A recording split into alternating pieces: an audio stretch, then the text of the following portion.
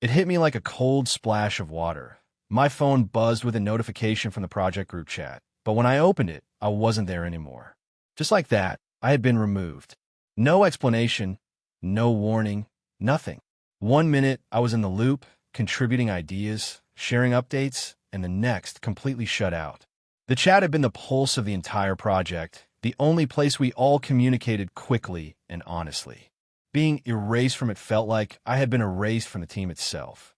I stared at the screen, disbelief washing over me. How could they do this? We'd been working side by side for months. I'd pulled late nights, tackled impossible deadlines, and pushed this project forward. I thought we were a team, but clearly, they thought otherwise. I tried calling my closest teammate, Mark, but he didn't answer. I sent a message, asking what was going on, if there had been some mistake. No reply. Silence. Walking into the office felt different that day. The usual casual greetings were replaced by cold nods or nothing at all. When I passed the team's corner, they all suddenly looked busy, heads down, as if I didn't exist. Emails from the group stopped arriving. Meeting invites subtly changed. I was no longer on the list. It was as if overnight, I had become invisible. The humiliation stung worse than I expected. It wasn't just about missing out on work updates. It was the quiet message I was being sent. You don't belong here. They had decided I wasn't one of them anymore. But beneath the hurt, something else stirred. A stubborn flicker of resolve. They might have kicked me out of the chat, but they hadn't seen the last of me. This wasn't the end of my story. I was going to find out why and make sure they paid for underestimating me. After that day, the silence was deafening. I arrived at work the next morning hoping things might have been a misunderstanding, that maybe someone would explain why I'd been cut out. But the atmosphere was thick with tension. My usual greetings were met with stiff nods or forced smiles that didn't reach the eyes. Conversations around the coffee machine suddenly stopped when I approached. Emails and messages that once flowed freely slowed to a trickle, then stopped altogether. I noticed the way my teammates shifted in their chairs whenever I entered the room, how meetings were scheduled without me, how decisions were made in hushed tones behind closed doors. It wasn't just the group chat anymore. I was being shut out everywhere. It felt like I was being erased piece by piece. I tried to reach out. I sent emails asking for clarification, checked in with individuals I thought I could trust. But every message went unanswered or received vague responses. Even Mark, who used to be my closest ally, suddenly grew distant. One day, I caught him looking away when I walked past, his expression unreadable. I wondered if he had a hand in this or was just too scared to stand up. Work, once my sanctuary and pride, became a minefield of cold shoulders and whispered conversations. I began to question myself. Had I done something wrong? Was I missing some vital piece of the puzzle? The nagging doubt gnawed at me late at night. I replayed every meeting, every interaction, searching for a clue, an explanation. The isolation wasn't just professional, it gnawed at my confidence. I felt like an outsider in my own workplace, a ghost haunting the corridors where I once thrived. Every ignored message, every missed invitation was a silent verdict. You're not welcome here. But beneath the frustration and hurt, a fire was building. I refused to be broken by their coldness or their games. If they wanted to push me out, they'd have to do it with their eyes open. I was going to fight back, not with anger, but with clarity and proof. And I was already starting to gather it. Looking back, it's hard to believe how quickly things changed. When I first joined the team, I was full of hope and determination. Fresh out of my last project, I was eager to prove myself and contribute something meaningful.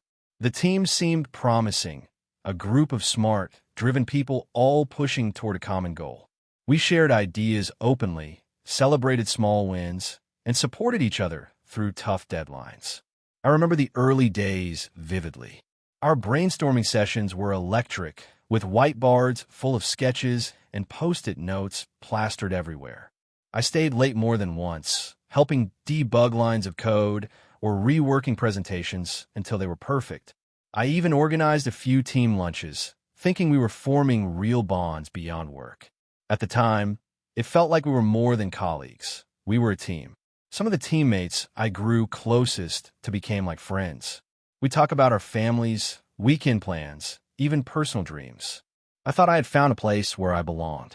It wasn't just about the project anymore, it was about the people. But somewhere along the way, things started to shift. The easy camaraderie faded.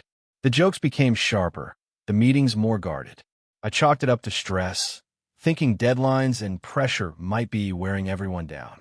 I didn't realize that beneath the surface, there were currents pulling against me, currents I was blind to.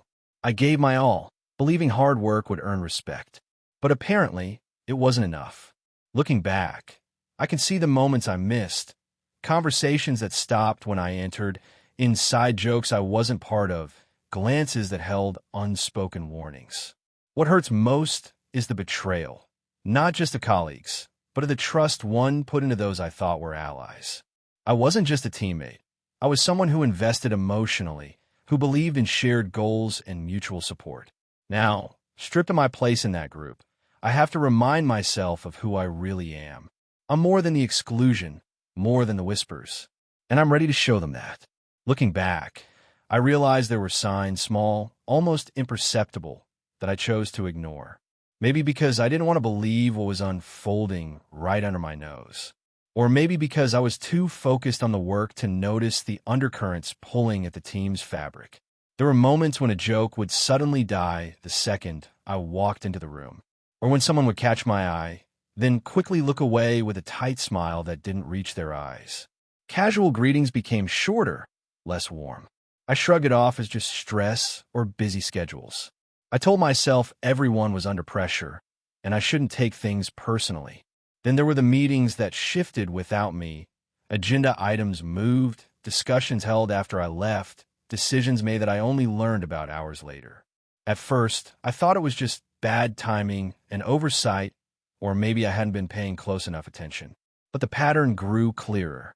One afternoon, I overheard hushed voices just outside my office door. They stopped abruptly when I approached, leaving only an awkward silence. It stung more than I expected. Was I the topic? Was I being talked about behind my back? And then there was that one text message I saw accidentally. A group message where my name was conspicuously absent, filled instead with snide comments about that guy who thinks he runs the show and we can't have him slowing us down. I stared at the screen, heart pounding. That was the moment I realized the cold shoulder was intentional. It was a plan. I questioned myself. Had I done something to provoke this? Was I oblivious to my own mistakes? I combed through my recent interactions, trying to find any misstep I might have made. Nothing concrete stood out. Yet the divide was real, growing wider every day. What had started as subtle distance was now an invisible wall I couldn't cross. I was being pushed out, quietly, systematically. But instead of breaking me, those signs fueled a new determination. I wasn't blind anymore.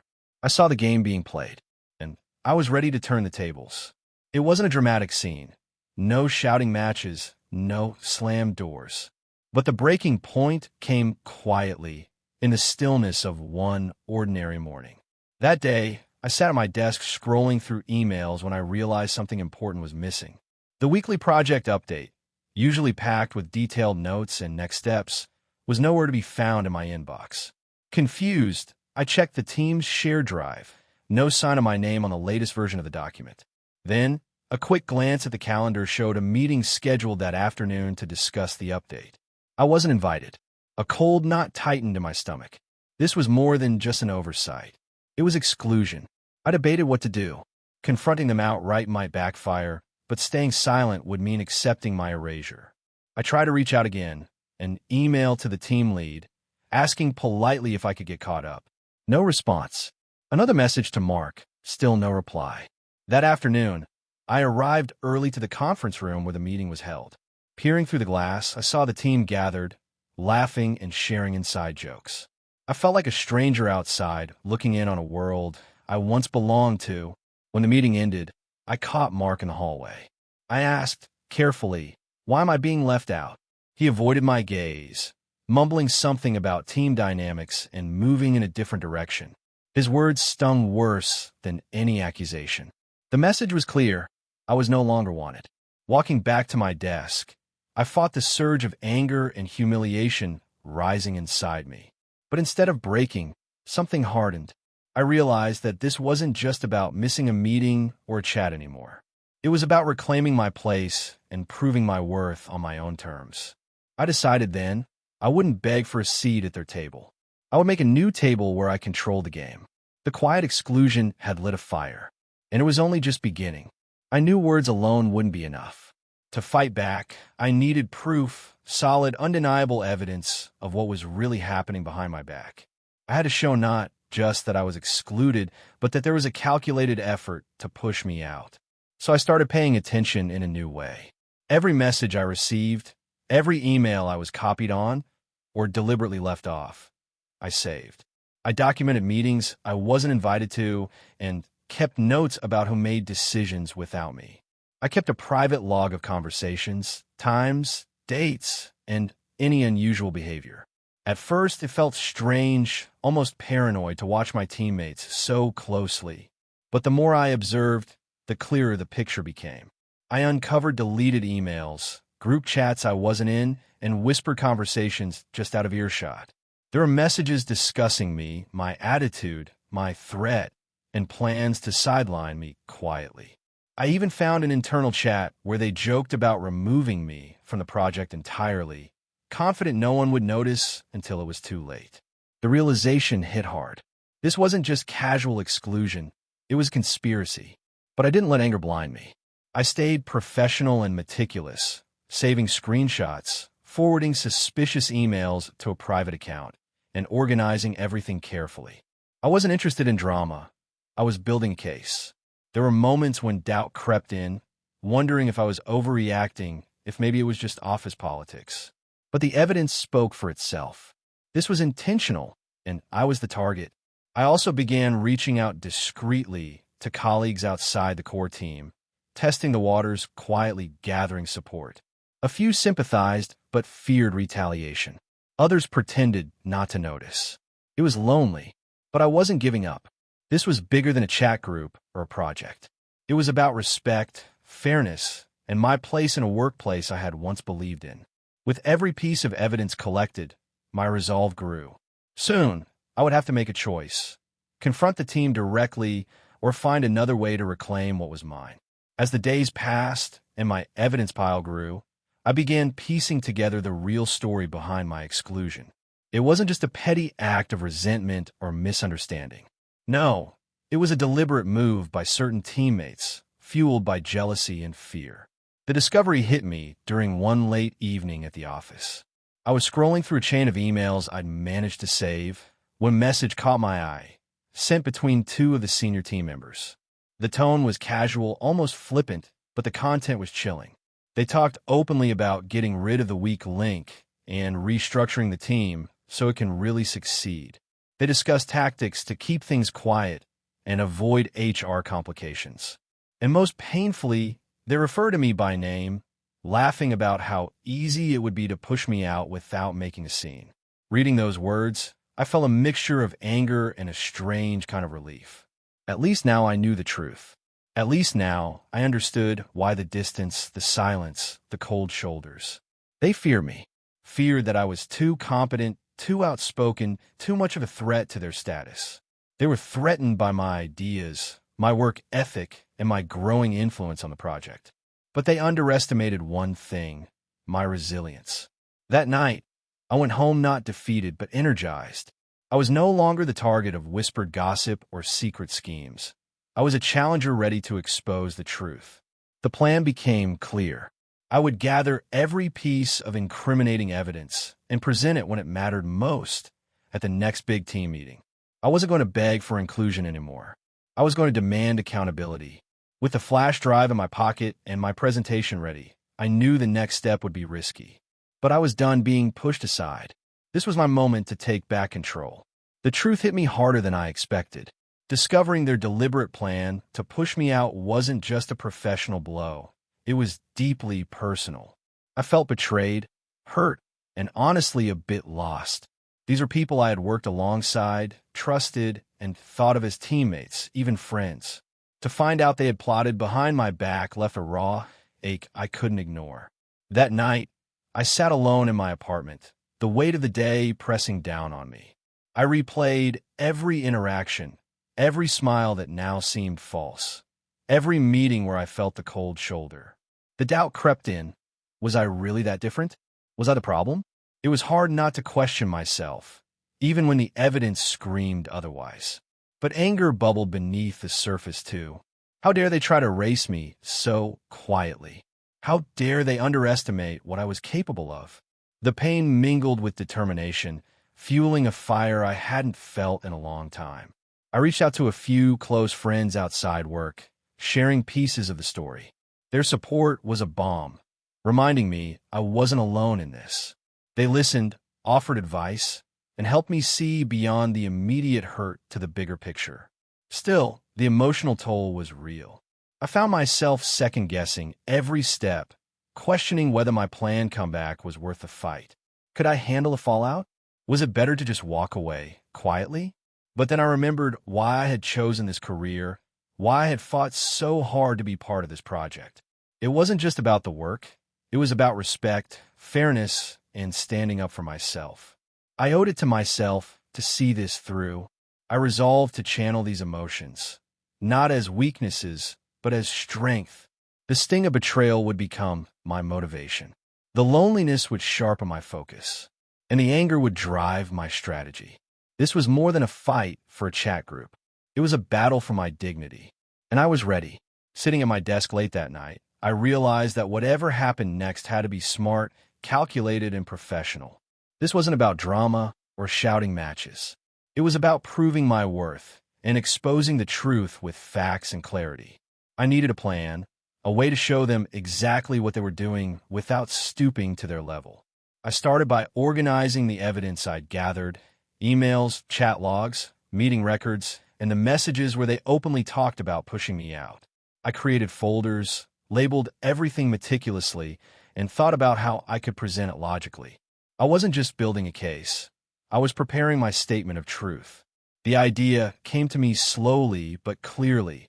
I would bring this all into the next team meeting, not to beg for my spot back, but to confront the situation head-on, armed with undeniable proof. I wanted to see their reactions when faced with their own words and deeds. But I also knew I had to stay calm and professional. No emotional outbursts, no accusations thrown around wildly. I would speak with conviction, let the evidence do the talking. I make it clear that I wasn't just a victim. I was someone who refused to be erased quietly. I reached out to a trusted mentor outside the company to run through my plan. Their advice was simple but powerful. Keep it factual, don't burn bridges, and focus on what's best for your career. It was a reminder that this was bigger than just winning a battle. It was about my long-term path.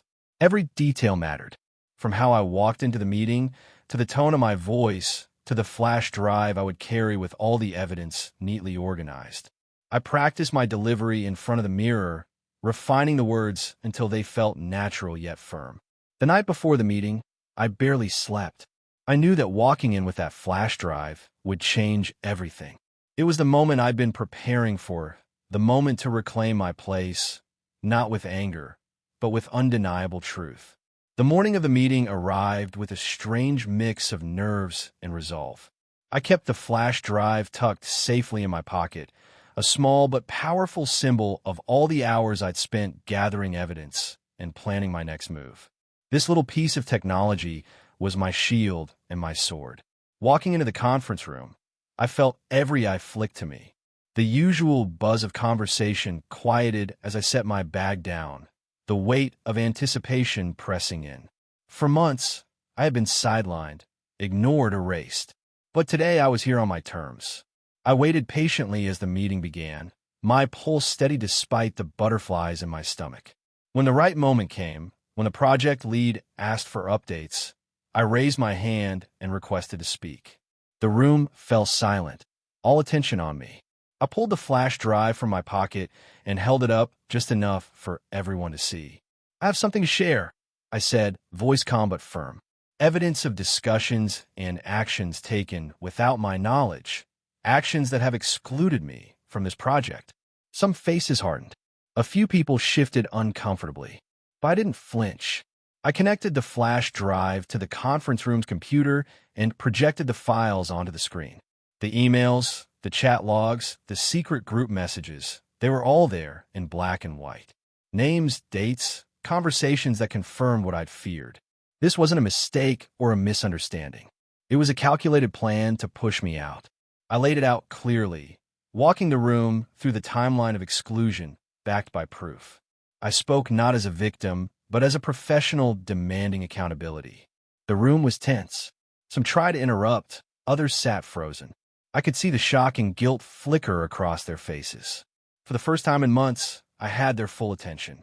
And I was just getting started. Before the big day, I knew that preparation was everything. Having the evidence was one thing, but presenting it in a way that commanded respect and left no room for doubt. That was a skill I had to master. So I dedicated hours to rehearsing my delivery, pacing my words, and managing my emotions. In the quiet of my apartment, I stood in front of the mirror and ran through my speech again and again. I focused on keeping my tone steady, confident but not confrontational. I wanted to be firm, not furious. Clear, not chaotic.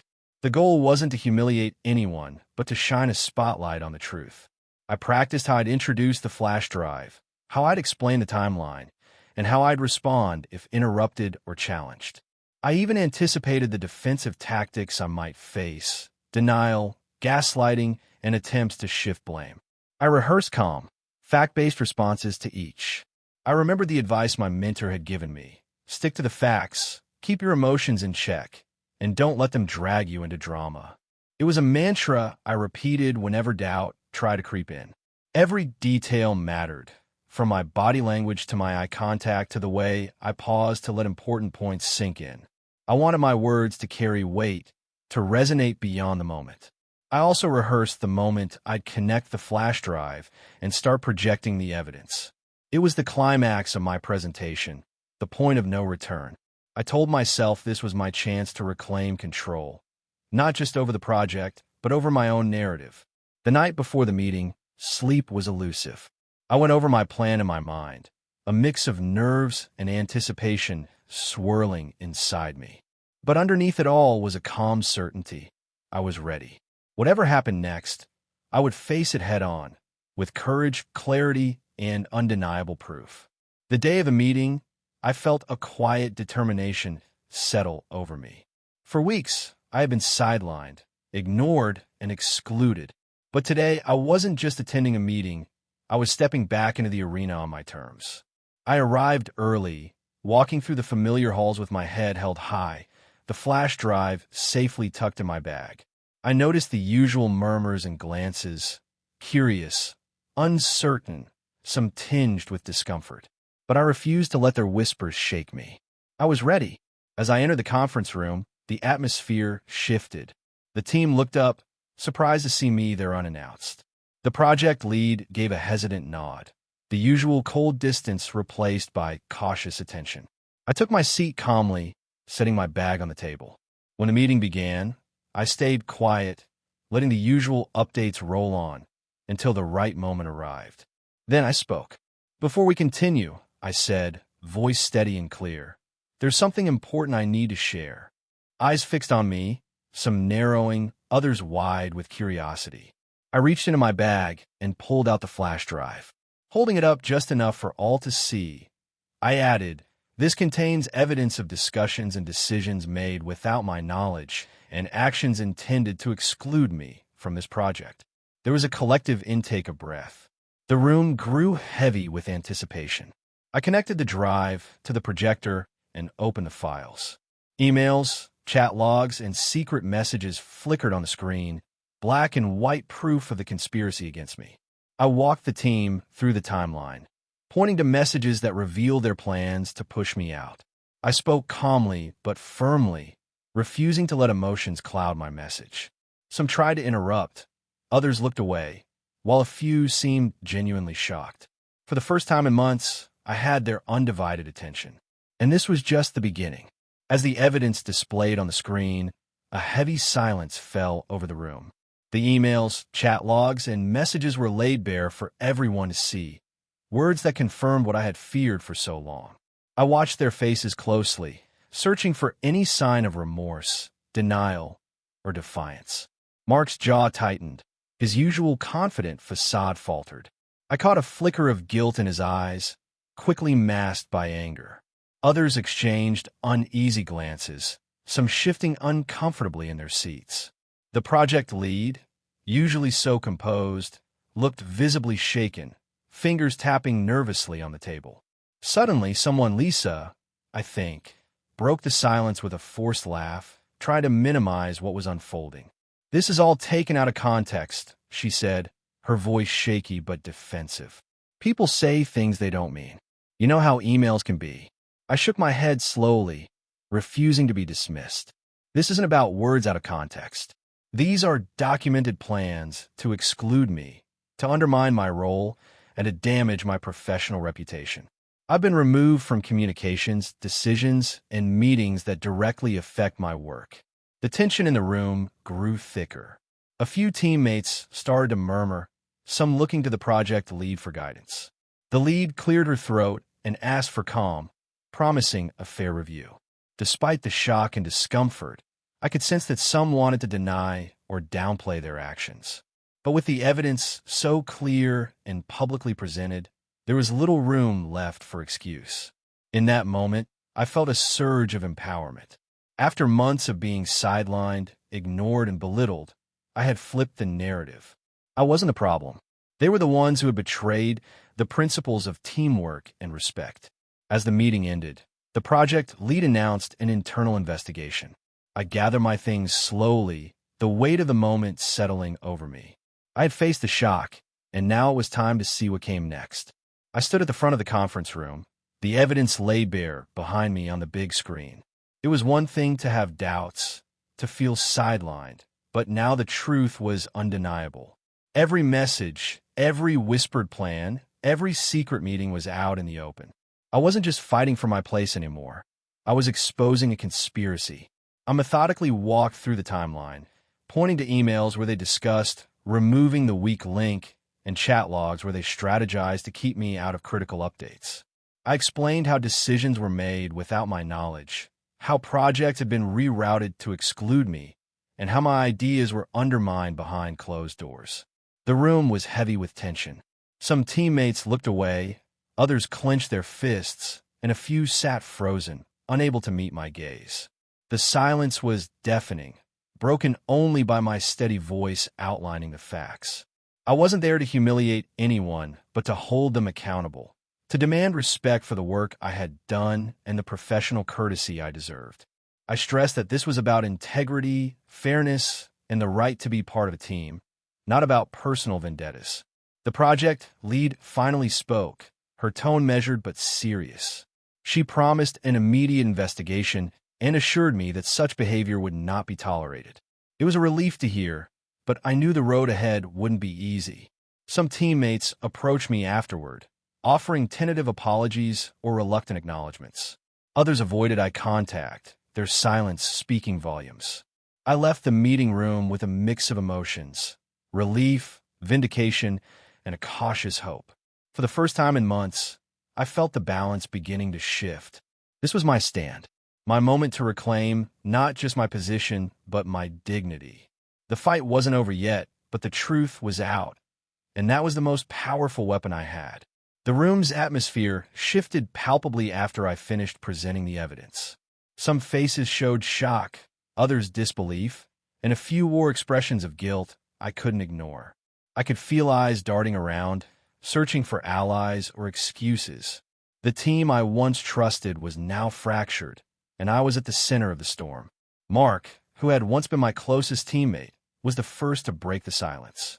His voice was low, almost defensive. "You don't understand the pressure we've been under," he said, attempting to justify their actions. "It wasn't personal. We just needed to make sure the project stayed on track." I met his gaze steadily.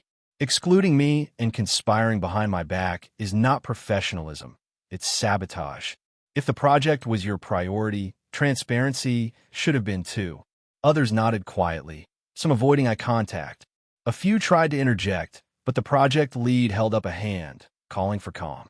She reminded everyone that this wasn't about assigning blame in the moment, but understanding what happened and moving forward. The tension didn't dissipate instantly. There were whispered conversations and side glances as the meeting continued, the team grappling with the new reality. I sensed some were ashamed, others resentful, but all were forced to confront their roles. Despite the discomfort, I felt a strange sense of relief. The truth was out, and their reactions confirmed it. Some tried to minimize the damage. Others began to show genuine remorse. I wasn't naive enough to expect instant forgiveness, but I could see cracks in their facade. By the end of the meeting, the project lead promised to take appropriate actions, including a formal investigation. I left the room feeling heavier yet lighter at the same time.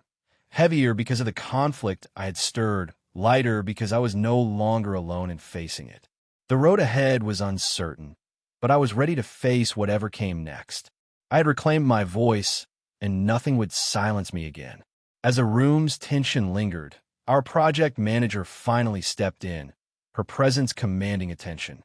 Known for her no-nonsense approach, she had a reputation for fairness but also for expecting accountability. She looked around the room, her eyes settling on each person in turn before turning to me. "Thank you for bringing this forward," she said firmly. "I understand how difficult this must have been. No one should feel excluded or undermined in their role. This kind of behavior is unacceptable." Her words felt like a balm, a validation I hadn't realized I needed so badly.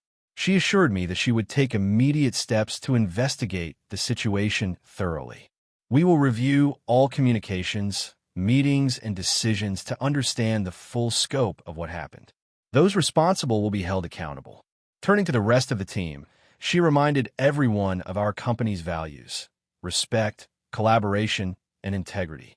"We're here to work as a team, and that means supporting one another, even when challenges arise. This isn't just about one person, it's about how we operate as a whole." She outlined the process moving forward: an impartial inquiry led by HR, interviews with involved parties, and a timeline for resolution. She encouraged open dialogue, but emphasized professionalism and discretion. Her intervention shifted the room's dynamic. Some teammates lowered their heads. Others exchanged uneasy glances. The weight of accountability was real and immediate. After the meeting, the manager pulled me aside privately. She expressed confidence in my abilities and commitment, reminding me that standing up for myself was a sign of strength. "You've handled this with remarkable professionalism. We'll ensure this doesn't happen again." That moment was pivotal. For months, I had felt isolated and powerless. Now, with leadership on my side, I had renewed hope.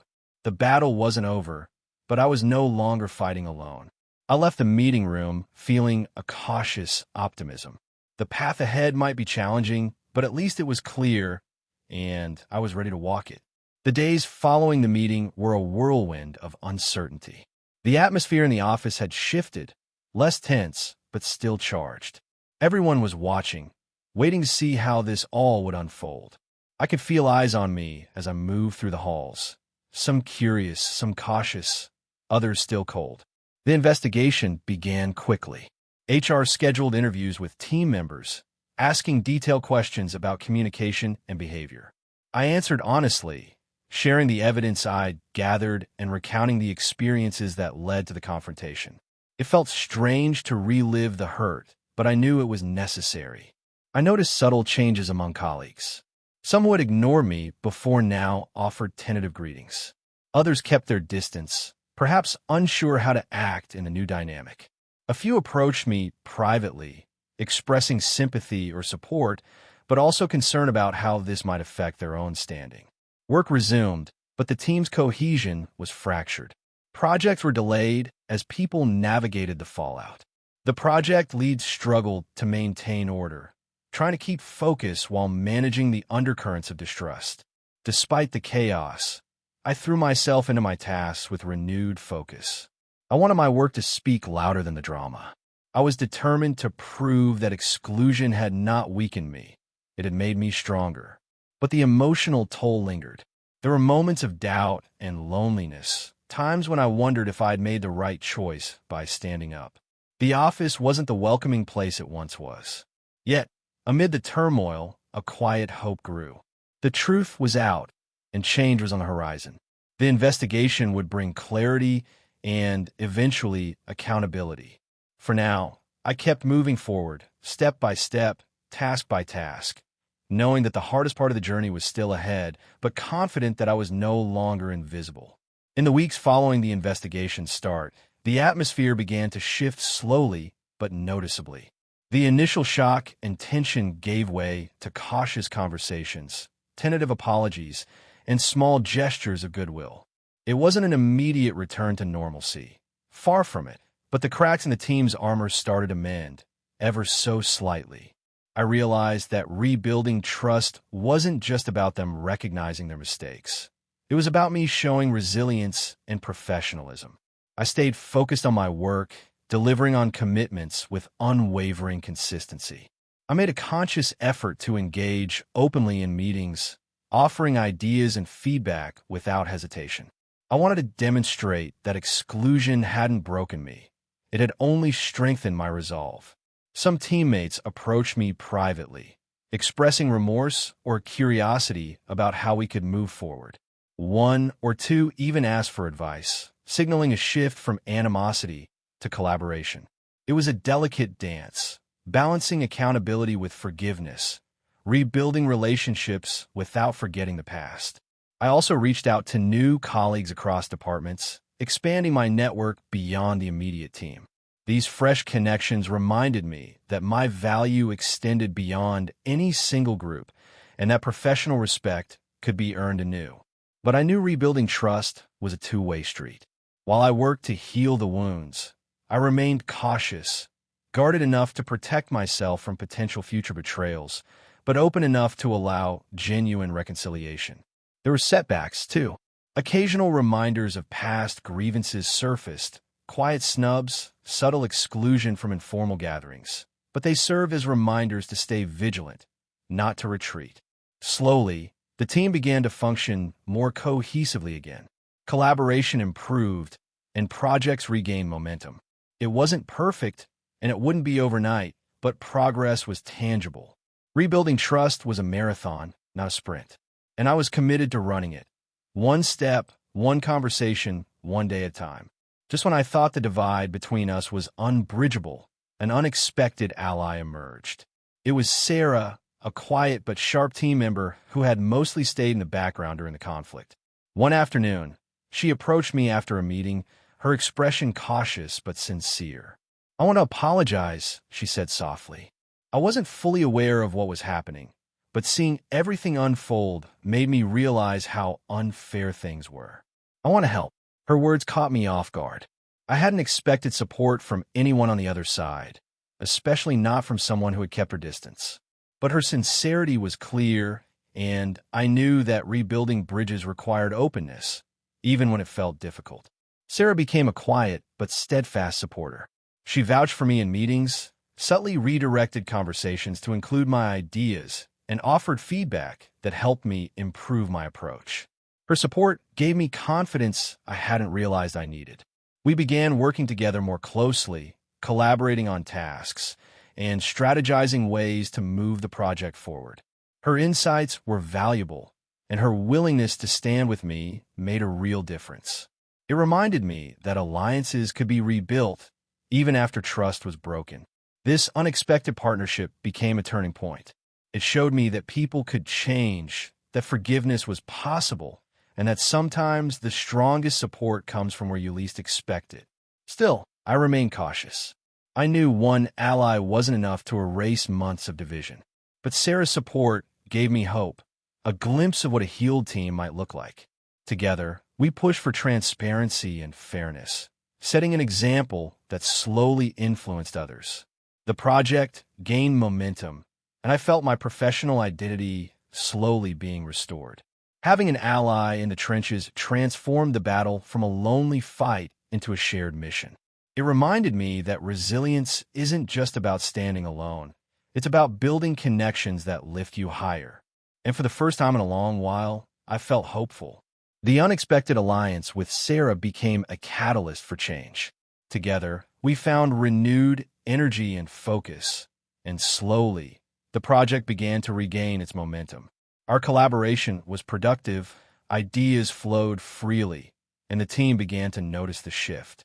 During a critical planning session, I presented a new proposal, something I'd been refining in the weeks prior. Sarah backed me up with data and insights, reinforcing our case. For the first time in months, the room was attentive, engaged, and respectful. That moment felt like a breakthrough, a turning point not just for the project, but for me personally. The walls that had separated me from my colleagues began to crumble, replaced by cautious openness. I could see others watching, reevaluating their perceptions, and slowly reconsidering their stance. The tension lessened, replaced by a tentative willingness to collaborate. While the scars of past conflicts remained, the path forward was becoming clearer. I was no longer fighting alone or in silence. The team was beginning to see my value again. More importantly, I was reclaiming my confidence, realizing that setbacks didn't define me. This turning point was proof that resilience, professionalism, and strategic action could change even the most difficult situations. It wasn't just about winning back a project. It was about rebuilding relationships and restoring trust. I knew it would take time, but this moment gave me hope that we could move beyond the past. With renewed determination, I threw myself into the work, leading initiatives and fostering open communication. The project's progress improved, and so did the team's morale. This turning point reminded me that no matter how dark the moment, there is always a way forward. With patience and perseverance, bridges can be rebuilt and new chapters can begin. After weeks of tension and uncertainty, the investigation finally came to a close. The results were clear and undeniable. My evidence held up, and the claims of exclusion and sabotage were substantiated. The company took decisive action, affirming that such behavior would not be tolerated. The project lead called a meeting to announce the findings. Those found responsible faced formal reprimands. Some were reassigned, others received warnings, and a few underwent mandatory training on teamwork and ethics. It was a firm message to everyone that fairness and respect were not optional. For me, the vindication was more than just professional. It was deeply personal. After months of feeling sidelined, disrespected, and invisible, I finally had the recognition I deserved. The validation lifted a heavy weight from my shoulders, allowing me to breathe easier. Colleagues who had once avoided me now offered genuine apologies. Some admitted they hadn't fully understood the impact of their actions until faced with the evidence. Slowly, the workplace began to feel like a community again, a place where I belonged. The investigation also strengthened my reputation. Leadership praised my professionalism and courage in standing up for myself.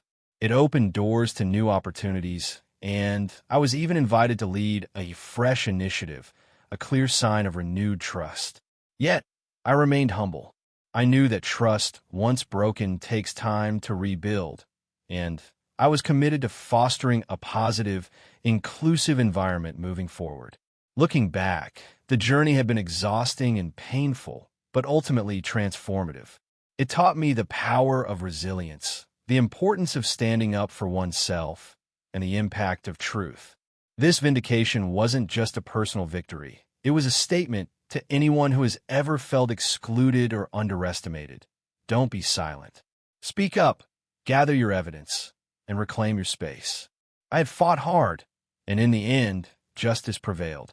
With the dust settling and vindication secured, I found myself reflecting deeply on the journey I had been through.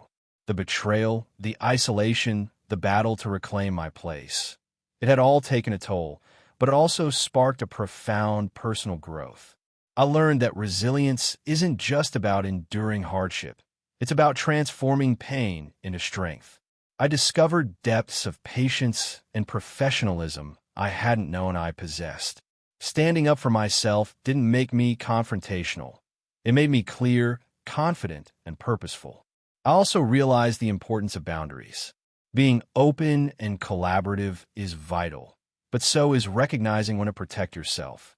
I became more discerning about whom to trust and more intentional about nurturing relationships that uplifted me. The experience reshaped how I viewed my career and myself. I stopped defining my worth solely by external validation and instead anchored it in my integrity, skills, and values. This shift gave me a newfound sense of peace amidst ongoing challenges. I also embraced vulnerability, understanding that admitting pain or uncertainty isn't weakness, but authenticity. Sharing my story with trusted mentors and friends helped me process emotions and gain perspective.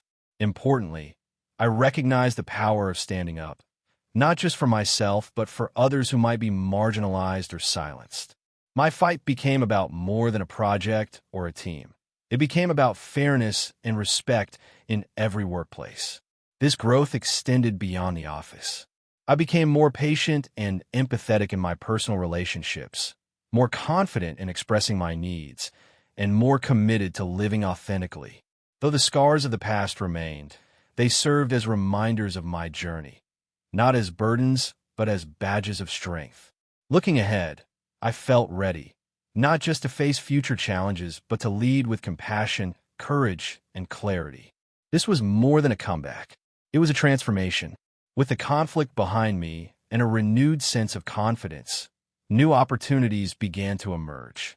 The company recognized not just my contributions, but my resilience and leadership throughout the ordeal. I was offered a role leading a fresh, high-profile project, an opportunity to shape strategy from the ground up. This new chapter was both exciting and daunting. The stakes were higher, the expectations greater. But I welcomed the challenge. I was no longer the sideline team member.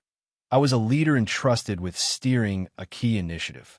The role allowed me to apply everything I had learned, not just the technical skills, but the lessons in communication, empathy, and strategic thinking.